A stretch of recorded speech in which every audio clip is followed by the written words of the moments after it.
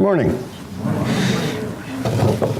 Don't forget, we have trivia coming up on, I'm so excited I forgot the date. What is it, the 10th? February 10th, 5 o'clock. If you were not there last year, you should come. It was awesome. And we have so many smart people here, and you'll be amazed. Plus, you get free food. All right. So, we're at the end of Mark. This is it. This is the last chapter of Mark's Gospel. It's been fun. We've laughed. We've cried. I'm sure some of us have slept. Well, we know the disciples slept during it, at least a little bit. But it's a great topic today because we're going to talk about Jesus, the resurrection. He has risen, and boy, it is so important. You probably don't know this, but earlier in the week, the elders got together and they said, we need to find the most handsome preacher in all of Illinois and ask him to come in and preach on this topic. But he said no. So then they asked the most intelligent, most intellectually stimulating preacher in all of Illinois to come in and preach on this topic. He said no.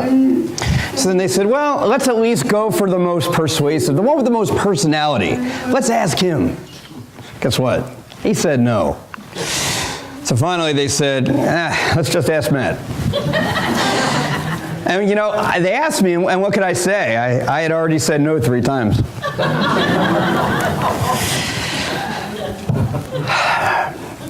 Today's title, Now You Know the Rest of the Story. Anyone know who might have said that in the past? Paul Harvey. When I was in college, I majored in broadcast journalism, and in the radio broadcasting class, whatever it was called, we used to constantly hear Paul Harvey as a good model of who to follow, and boy, he was terrific. But he will not be here today. Jack is bummed about that. You ever read a book, watch a movie, maybe a TV show, and it just ends like that, very abruptly, and you're like, what just happened? If you ever watched The Sopranos, that ended kind of that way, and everybody thought, is our TV broken? And it leaves you wanting more. That's kind of what we're up against in Mark's 16th chapter in his gospel. I'll explain that in a little bit. So the last time Jesus died, he's buried on Preparation Day by Joseph of Arimathea, who was a member of the Sanhedrin, a Jew among Jews, if you will. He's also actually known in some circles, and I'm not making this up, as the patron saint of funeral directors. That's true. So he wraps the body in linen, and then he places it in the tomb. Okay, so Jesus is in the tomb. Okay, he's dead. We know that, and he's in the tomb. In fact, in chapter 15, verse 47, it says, Mary Magdalene, Mary the mother of Joseph, saw where he was laid. Okay, eyewitnesses. He's dead. He's in the tomb. That's it. Go home, everybody. No, not literally. I saw some people getting up. No, obviously, that's not it. Because we would have a whole lot different view on so many things if that's how it really ended.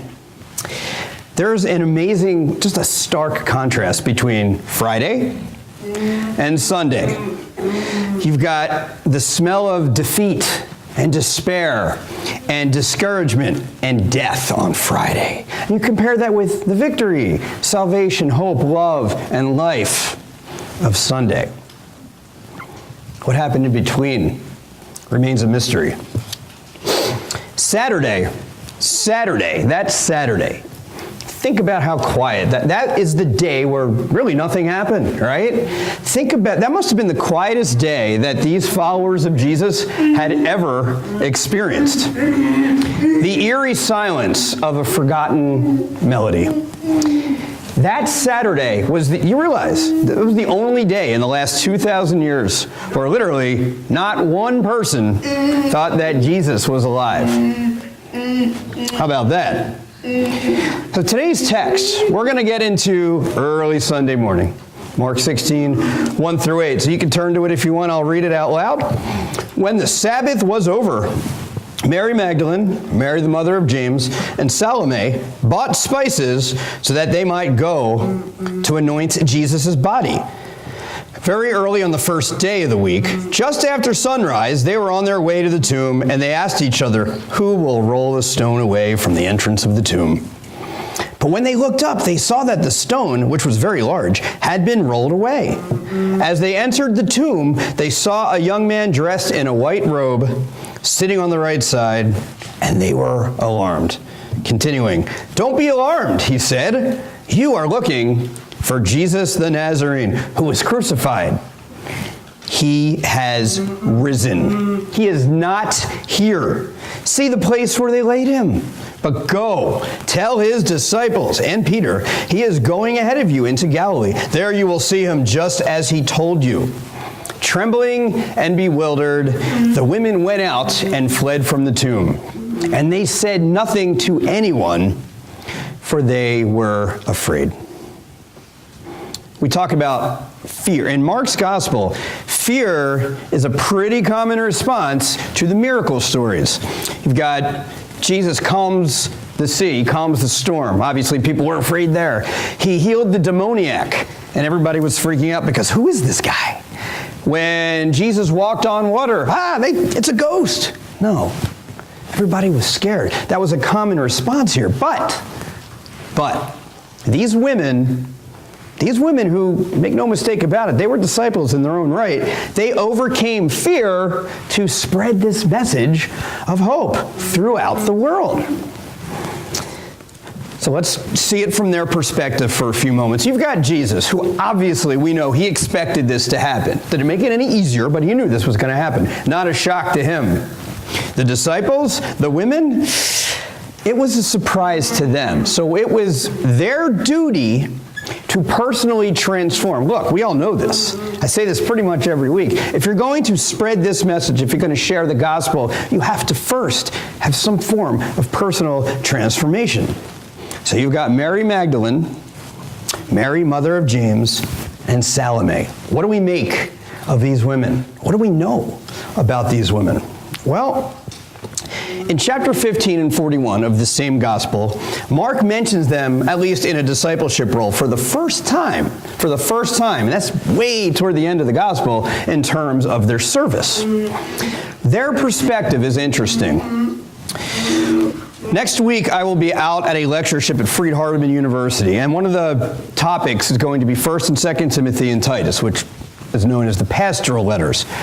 Interestingly enough, I was planning on that being our next sermon series anyway. At least I believe it will be. So when we get into the meat there, we're going to talk about women's roles. And can they do this? Can they not do that? And there's a whole lot we can discuss about that. Now's not the time. But I do want to say this. Don't think for a moment that women play lesser roles in this congregation or any congregation than the men. Hear me out. There is a difference between different roles and lesser roles. If you've ever been here during the week, you know what I mean. There are plenty of women here that if they were not doing what they were doing, if they were not serving, this congregation would be in a heap of trouble. Okay, so that said, and again, we'll get way more into this later, their roles are not culturally defined. The idea of male leadership cannot be reduced to a cultural construct. I'm just going to give you a very quick anecdote. A friend of mine, I'm not going to tell you his name or the name of the church, but it is a Church of Christ in a southern state where they're typically a little more conservative. They hired 2, maybe 3 years ago, a female preaching intern. And it was, wow, right? You wouldn't imagine the kind of criticism that this guy got. I understand, and personally, I agree. I don't think women should, and we'll look at this later, women should not be preaching interns. That being said, the criticism that this man, personally received was unwarranted. But it's amazing how hot of a topic this can be. And it's pretty clear in 1 Timothy 2 that women, they can be disciples. They can teach men in private. They can teach children, but they're not supposed to teach or preach authoritatively among the gospel, or among the assembly, excuse me. Now, there are some examples. I understand. There are plenty of examples of women leaders. To name a few, Priscilla. Remember Priscilla and Aquila in Acts 18? They taught Apollos, but she taught him privately. Then there's Phoebe. Now, if you'll notice in the picture, she's a saint. Not according to me and not according to you. Now, the Roman Catholics of the world and some Lutheran churches will refer to Phoebe as Saint Phoebe. Really, all it says is she was a deaconess, which isn't an official position. Anyway, she was likely a servant who took a lot of pride in her discipleship. Why am I mentioning her? Because Paul mentions her in Romans 16, 1 and 2. This is just for your information, by the way. And then there's Deborah, a great example of leadership in Judges 4. Now, of course, this was pre-New Testament time. And the thing about Deborah, even she does her best to encourage Barak to take on the role of a leader. And he declined, so she had to assume the role of leadership. And then there's Anna, the prophetess, who along with Simeon they were the first people to bring honor to the baby Jesus. That was Luke 2, 36 through 38. And there are other examples that we're not going to get into. There's Isaiah's wife, Miriam, someone named Huldah, who were known as prophetesses. And that's a term that disappears, by the way, with the coming of the New Testament church. All right, I don't want to spend a whole lot of time on that this morning. But what does that mean to us, these women? Our roles, them as disciples, us as disciples. What does it mean? Well, we have a challenge. And our challenge, it's simple, but it's not simple, if that makes sense. And here's what I mean. Our challenge is that we follow Jesus Christ in a very different space and through a very different time than the original recipients of these letters. It was written originally, the Bible, remember, especially this gospel was written to people living in a pre-industrial world, an agrarian society. That's one challenge. Another great challenge is, if John the Baptist prepared the way for the Lord, which says he does, then our task is to continue it. And we could not do that without the contribution of the two Marys and Salome. It's that simple. But maybe you're thinking, wow, they showed weakness because they were scared and this and that. Let me tell you something. Have you ever seen a resurrection before? No, and neither did they. I can't blame them, and neither can you, for their initial reaction. They didn't completely understand God's plans, and guess what? Neither did the men. Remember, they saw, not too long before this, they saw where Jesus was laid in the tomb. What did they expect to see when they went back down to the tomb? All they wanted to do was anoint his body. Nothing more. So they wanted to give him a decent burial, and they probably bought some very expensive spices. And oh, by the way, I hope they kept their receipt, because they were never used. As we get to the text, that third verse will tell us that they are concerned, their main concern at that particular point, who is going to move this heavy stone for us? Can you imagine? We totally forget about that not too long afterwards. And it's amazing. We've all been in that position where we've worried and worried and worried about things, and God's already had it figured out for us. Amazing. Picture on the right. Bring your attention there. That is so important. I know I've shared this before. That empty tomb is everything. But you see how narrow that is?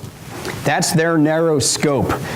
It's all they can see right now. But think about how wide, expansive, immense the meaning is of that narrow tomb. And it leads to an unbelievable reality. And some of us are still dealing with it today. Amazing.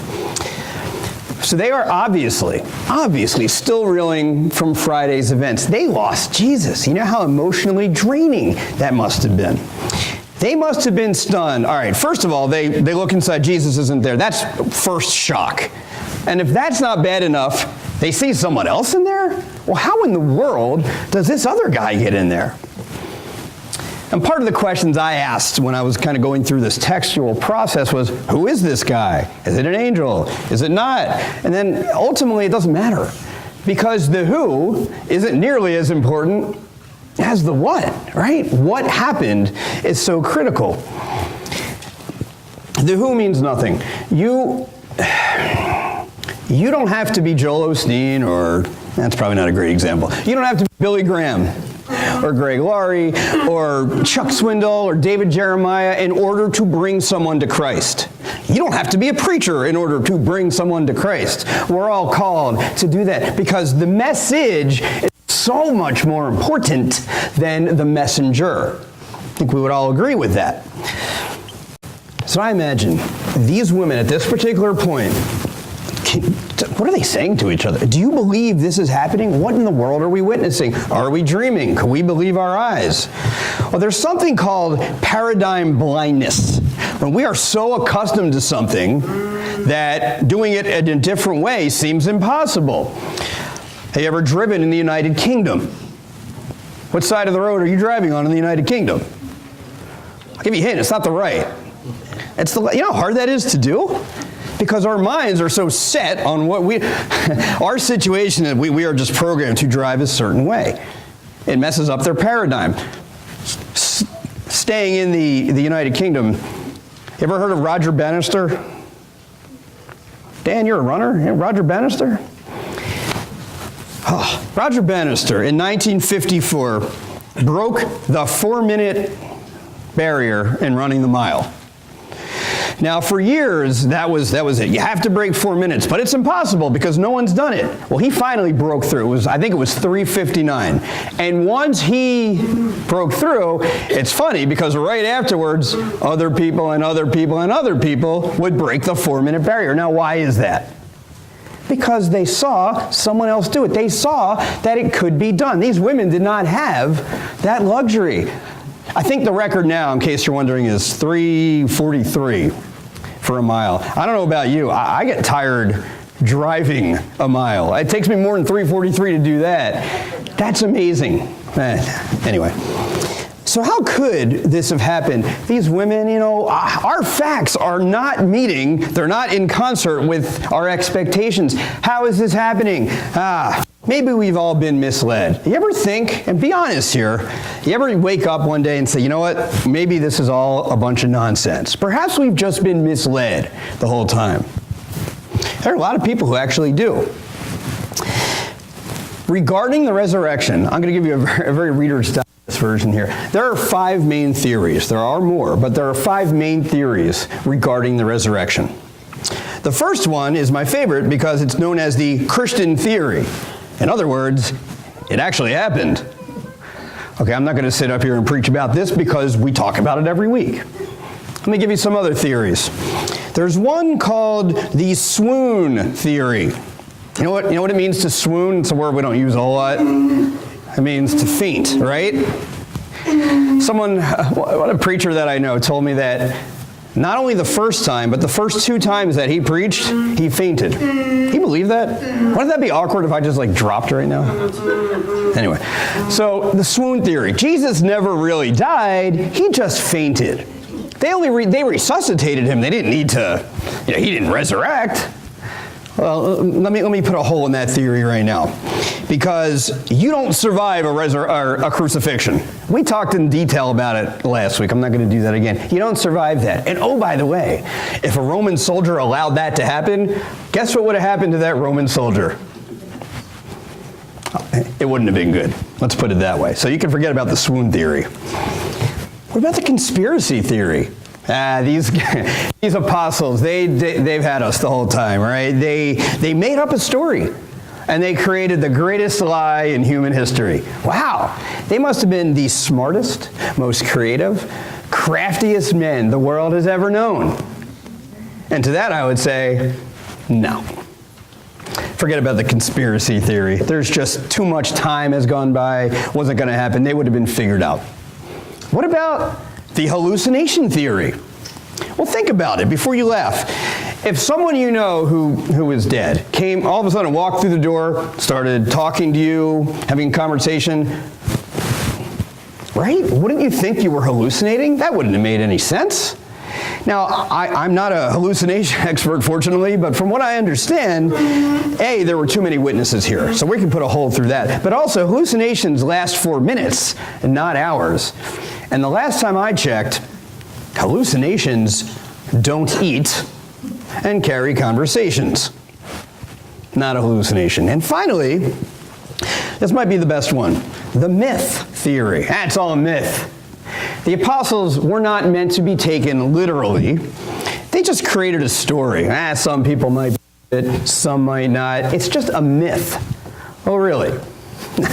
First of all, if we're talking about a myth, there is absolutely zero psychological depth to any myth that you've heard. When it comes to the story of Jesus Christ, the gospel, psychological depth is at the forefront. And oh, by the way, let me add, a myth takes an awful lot of time to develop. There just wouldn't have been enough time for that to develop. So, now that I've convinced you that Jesus really was raised, I'm kidding, we all knew that, right?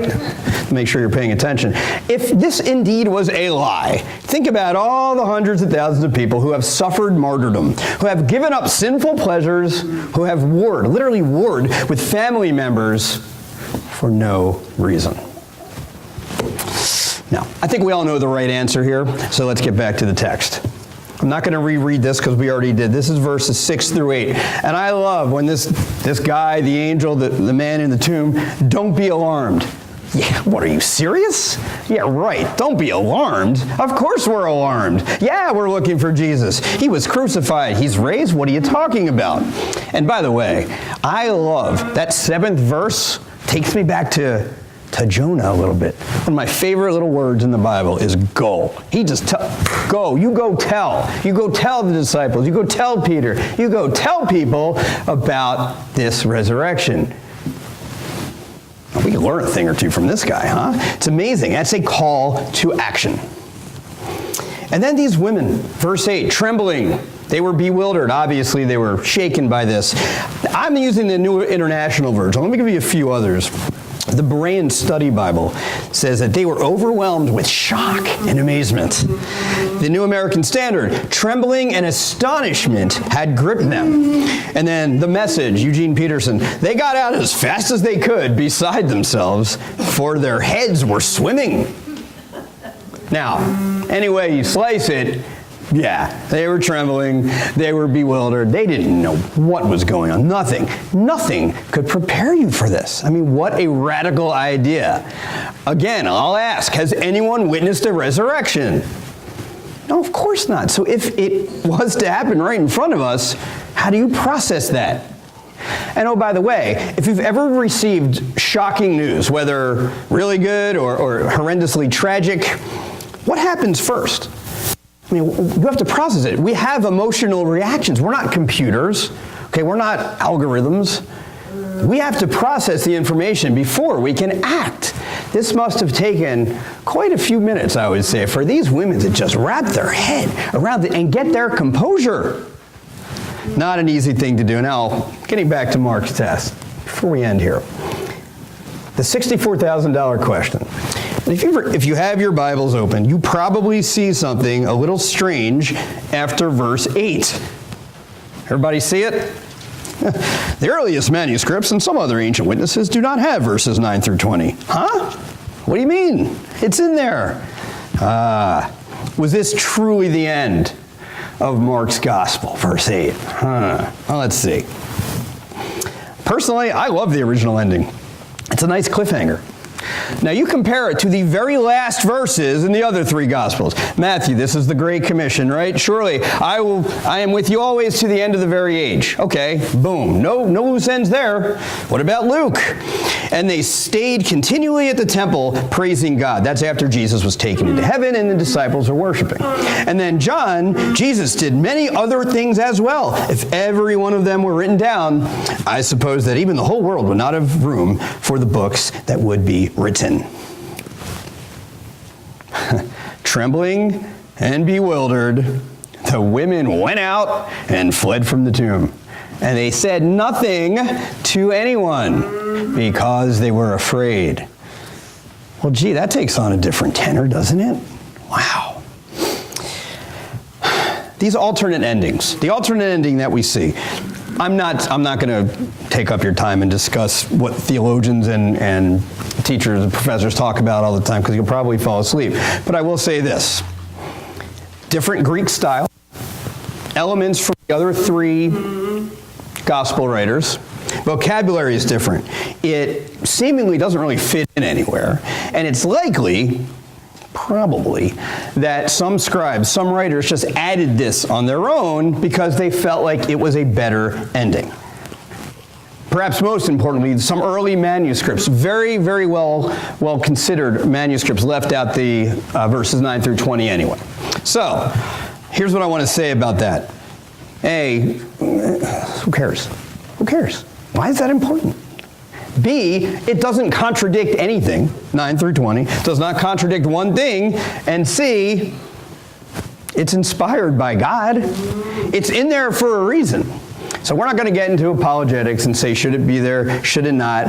I had to at least include it so you didn't think I was skipping it, for one thing, and also to tell you how important that original ending really is. The original ending, where it ends in verse 8, it's mysterious, right? It's open-ended, which forces us to ask the question, what happens next? I prefer to use the question, how do I respond? What's my role in this drama here? It's almost like you're on the edge of your seat. It does not tie up loose ends like Matthew's, like Luke's, and like John's. The original ending is mysterious. It's also challenging. And that's why we're here, to be challenged. Why? Because the true ending of Jesus' story, guess what? That's up to us. That is in our hands. What are you going to do with that information? What is our call to action? What is our call to respond to the greatest news ever heard? It's mysterious. It's challenging. It is perfect. The end of this gospel, verse 8, is perfect. Really? The women said nothing, huh? I've got 2,000 years of church history saying, well, they must have said something, right? Think about if they really decided, you know what, we're just going to keep this our secret. Dare I say, we would not be in this building right now on Sunday morning, would we? 2,000 years of church history tells us that these women certainly did say something. They responded to the call of action, which is go and tell this marvelous story. What about those of us who are lost?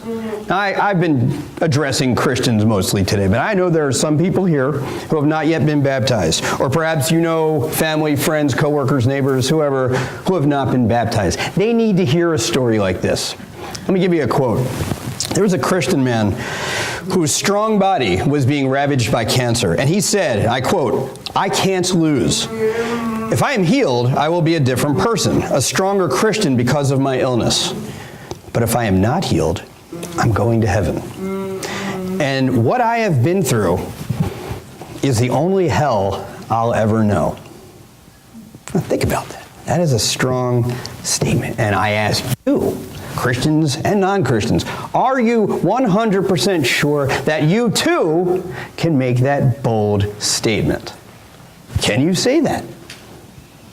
I certainly hope so, because the resurrection of Christ, it's either the most important fact in the history of mankind or the cruelest lie ever perpetuated on an unknowing world. Now you tell me, what makes more sense? Paul says, if Christ had not been raised, your faith, talking to the Corinthians, your faith is futile. You are still in your sins. Then those also who have fallen asleep in Christ are lost. If only for this life we have hope in Christ, we are of all people most to be pitied. That's 1 Corinthians 15, 17 through 19. And Paul, a former Pharisee, by the way, penned those words. So as we close, I tell you this. If you're not a Christian, if you haven't been baptized, this is the day to do that. This is the day to at least ask questions about it. We know the cost. We know what's on the head side of the coin and on the tail side of the coin. But you do have a choice. We either accept this news, we accept the resurrected Christ by faith, or you reject him. But I will say this, there is no room on the fence. You're either all in or you're all out. And with that, we will stand and sing.